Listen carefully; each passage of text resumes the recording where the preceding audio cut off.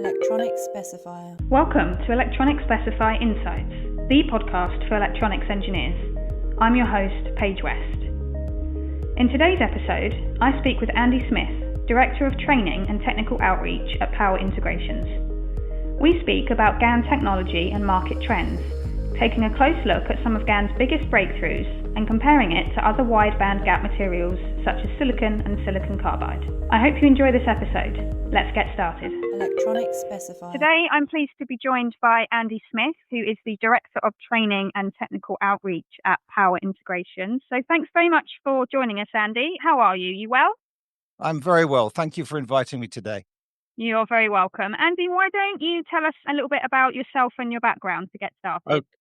Okay. I'm an analog power engineer. I started working in power engineering about 40 years ago, which feels like an awful long time.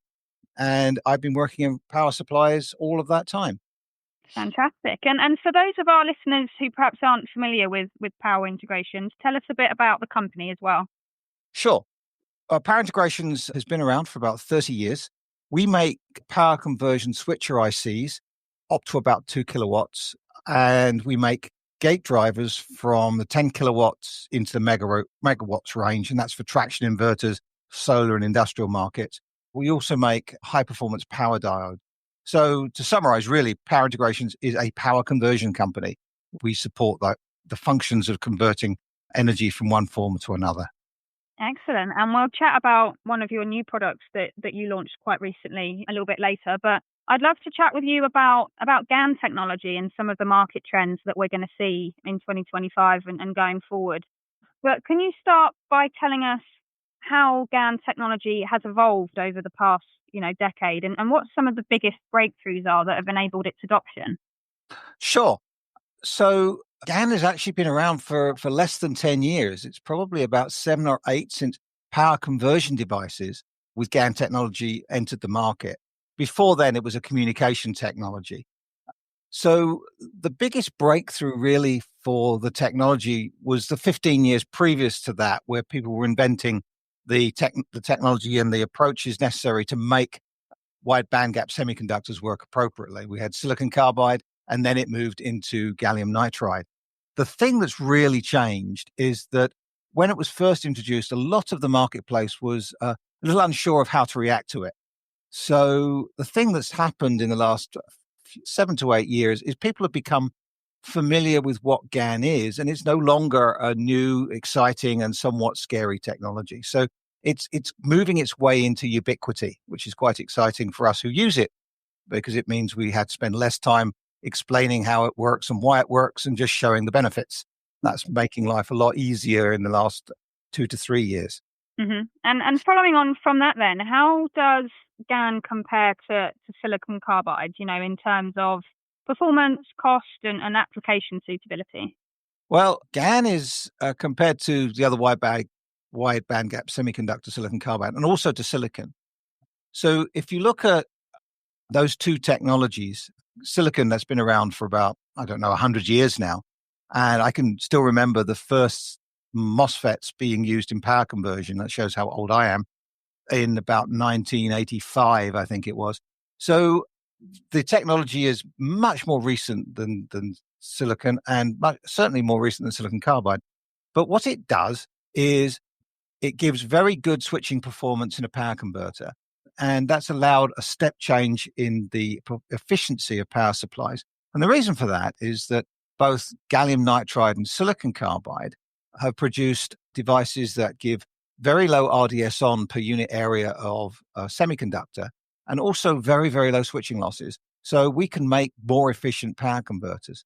Now, if you look at those two technologies, application suitability is an interesting one, because if you look at silicon carbide, it has one key advantage, which is very high voltage breakdown.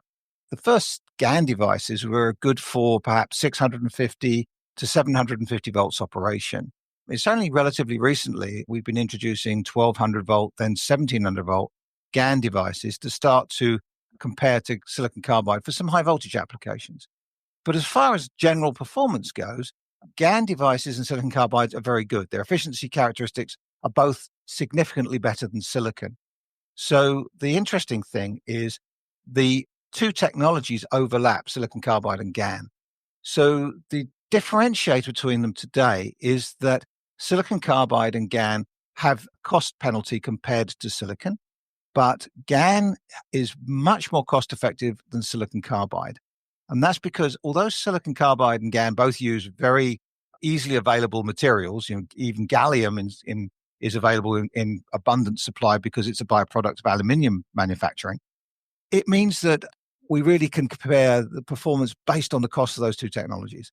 And silicon carbide is using relatively simple materials, has one big challenge, which is the processing cost to create a silicon carbide device is very high.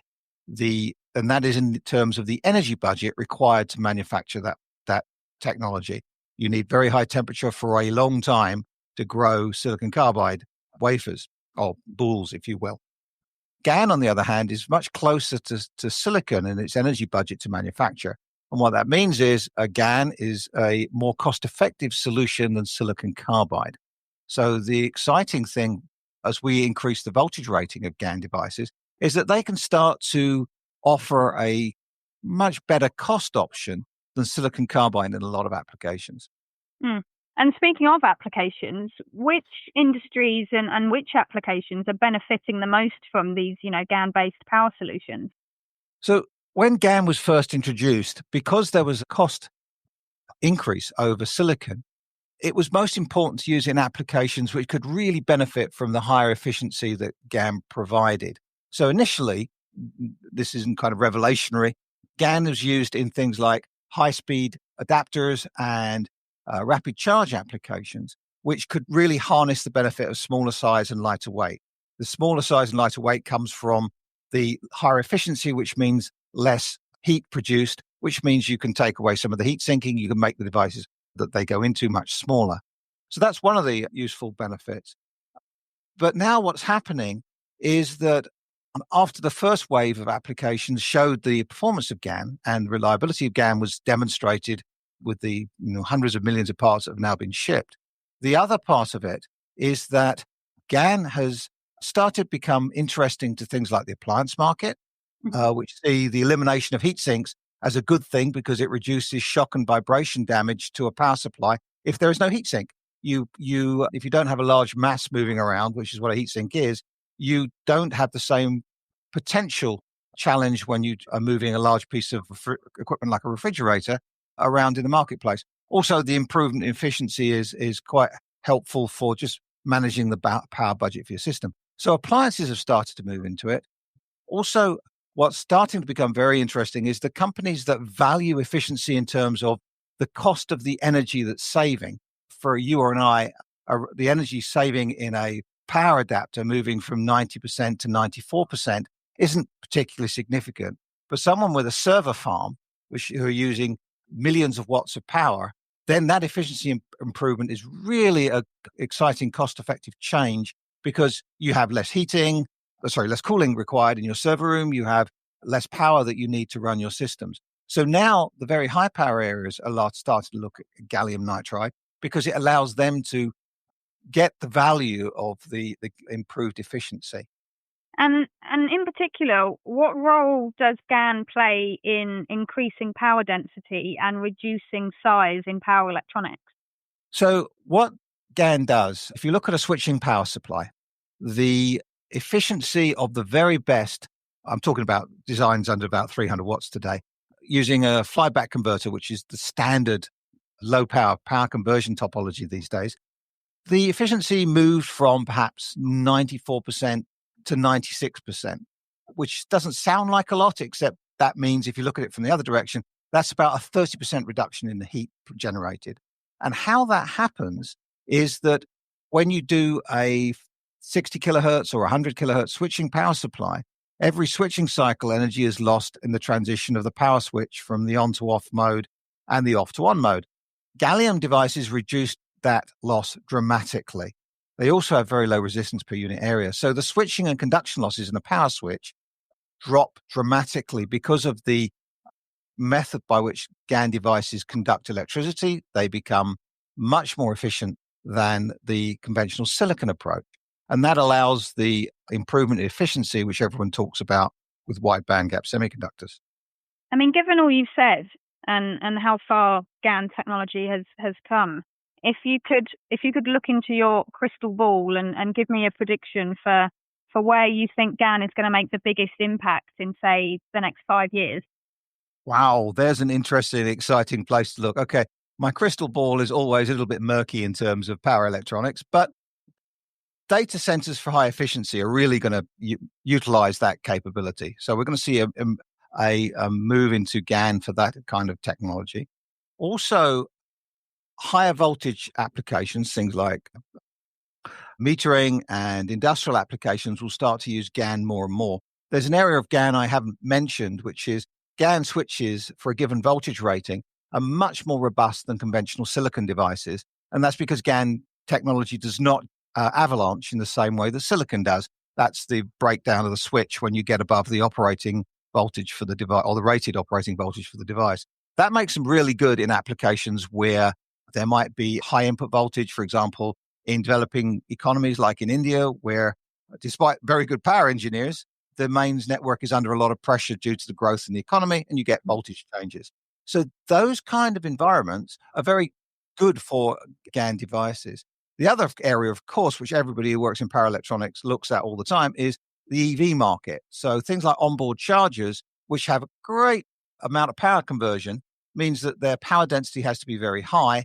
And that's a really great application space to see more use of GaN devices. What would you say are some of the key barriers at the minute to GaN adoption, and how are you seeing the industry working to overcome those? Well, GaN, as a power engineer, my view is that GaN, where its benefit can be harnessed, it will be used. It's a better switch than a silicon device. So the challenge today is that GaN is still a little bit more expensive than silicon. So initially, it has to be used in applications where the value that the GaN brings can be realized by the user. However, GaN devices will start to approach silicon in cost terms, and that will cause them to be used in, if you like, ubiquity. It'll be used everywhere.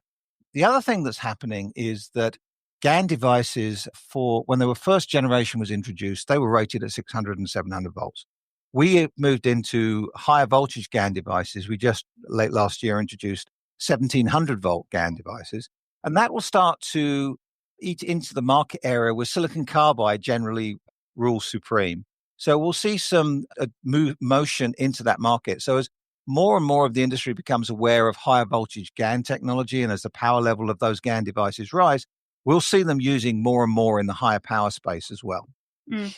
Can you tell us a little bit more about your 700 volt solution that you launched at the end of last year? You know, what makes it so significant compared to others on the market? Okay, no problem. It's 1,700 volts, not 700 volts. But the reason it makes it different actually is in that sentence. Most silicon devices for power switches are rated at 750 volts. And then for extended range, they might go to 1200. Then silicon carbide devices can rate for 1200, 1500, 1700, 2000 volt rating. So GaN devices initially were competing against silicon because they were 700 volt rated or 750 volt rated. The introduction of first 1200 volt GaN, then 1700 volt GaN meant that we could replace silicon devices even in the extended wide range applications that you see in a lot of power applications.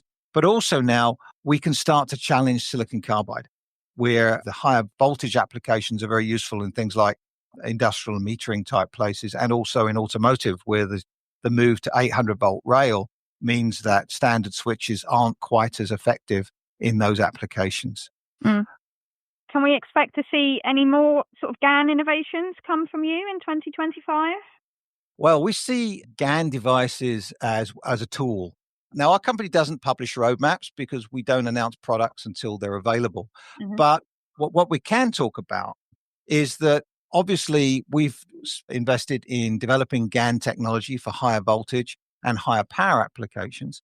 So I think you'll see us starting to follow what the market is, or continuing to follow what the market is doing. They want the efficiency of GaN. They want the small size and high density. So applications that benefit from that will continue to innovate products into that market space. And obviously, as GaN moves into higher power and higher voltage applications, we'll be following that requirement as well. So the usefulness of GaN will dictate the kind of applications we put it into. So the ruggedness, where GaN devices don't avalanche, and those kind of things mean that it's starting to get interesting in a lot of those rugged applications as well. So we'll start moving into those market spaces also. And coming back to GaN versus SiC, do you see one technology replacing the other, or will they remain complementary? Well, as I mentioned in passing, we see GaN as a tool. We use silicon and we use silicon carbide as well in our switching converters. So that IC technology is well established. So we're in kind of a unique position. We can sit and look at what is the best switch for the application. And if you look at very low power, where the output power is measured perhaps in the 5 to 10 watts range, silicon still offers the best solution. And the reason is switching losses are very low at that power level.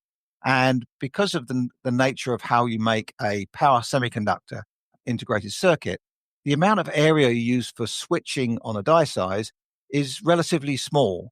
And there is a significant overhead on the die where you use areas for like interconnects and connecting pads, ESD protection, those kind of things. What it means is, even though you can make a GaN switch very small, it's not really as cost effective as silicon for very low power. So silicon is not going away. Silicon will still be widely used. Today, if you really don't care about efficiency because of the nature of your application, then silicon is a great solution. What I think we'll see is GaN becoming more common in standard applications. And I say the GaN SiC transition, because GaN will always be lower cost than the equivalent SiC device, GaN will start to grow into more and more of that space. But there are still some areas where silicon carbide, where it's very high breakdown voltage applications, will have some advantages. So that's not going away either. It's certainly a very interesting space to be working in at the minute. And I know, Andy, we've spoken before, before we were recording this podcast about AI and the potential impacts that's having, and, the interest around AI at the minute. I mean, has there ever been a more exciting time to be working in power electronics? No, yeah. Having worked in it for 40 years, we got very used to power electronics being the orphan stepchild of the system application. You always got to be the last person people think about, and we have to have a power supply. It was seen as a necessary evil. Well, now power conversion is exciting because we've done this step change in the capability of systems, and it really is a step change. Increasing efficiency by 1 or 2% doesn't sound like a big change, but in fact, what we've done is we've gone from a 94% efficient converter to a 96% efficient converter. And that's a huge change in the amount of energy loss that we're taking out of the system. And that's allowing us to do things with power converters that we weren't able to do previously. And people notice. It's quite exciting. So we've seen energy losses halve in the last 5 years, basically. And that's a great big change for the marketplace. So it's really quite exciting to see the application of power conversion. And one of the markets that is coincident with that is the rise of artificial intelligence means that computer power worldwide is going to go up. Mm-hmm. And that means more power, that means more transmission media. So server farms and those kind of things are going to get bigger and have more capability and more bandwidth. That means more and better power supplies will be required. And so it's really exciting to work in that market space where we see new industries emerging, and the power technology is able to not only keep up with those other technology advances, we can actually give them things that they were never able to do before. So that's kind of exciting. Yeah, definitely. I agree. And I'll have to bring you back on the podcast in 5 years' time to see if your crystal ball predictions come true. That would be lovely. I'd say crystal balls in analog terms are somewhat murky because there are so many other moving parts in what goes on. But yes, the nice thing about these new wide band gap semiconductors is that they don't use any materials or exotic processing requirements. It's well understood. So there aren't any wrinkles in the system that's going to interrupt the availability of GaN. Now, having said that, of course, everything in the world is variable and power is murky, but it's really exciting time to be working in power conversion, which sounds like an oxymoron, actually, but for us that work in it, it's quite exciting. No, I believe you, and I'm sure our listeners do as well. So thank you very much for your insights, Andy. It's been a real pleasure speaking with you. Thank you very much. We've got a lot to be excited about, and I really appreciate the opportunity to talk about it today. Thank you very much. Thank you for listening to this latest episode of Electronic Specifier Insights. Don't forget to subscribe to the series to keep up to date with our newest guests, and do share with fellow colleagues, friends and family who may be interested in the latest news from the electronics industry. Electronic Specifier.